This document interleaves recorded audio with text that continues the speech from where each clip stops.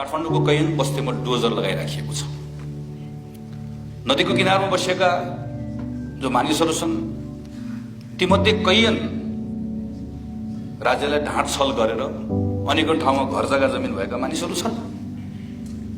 तिनलाई पहिचान गर्ने, तिनलाई दण्ड दिने, तिनलाई त्यहाँबाट हटाउने कानूनले नै यसको व्यवस्था गरेको छ। यसको जिम्मेवारी, यसको अधिकार सरकारले दिएको छ। तर त्यहाँभित्र भएका कैयन मानिसहरू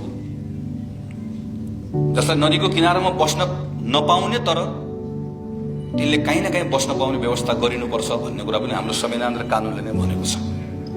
सरकारलाई जिम्मा पनि दिएको छ, अधिकार पनि दिएको छ। त्यो हटाउने नै हो, त्यो खाली गर्ने नै हो। सरकारले अध्यादेश ल्याउन पाउँदैन, ल्याउन पाउँछ। म सरकारले अध्यादेश ल्याए, अध्यादेशबाट शासन गर्न पाइँदैन भनेर नारा लगाउने हो।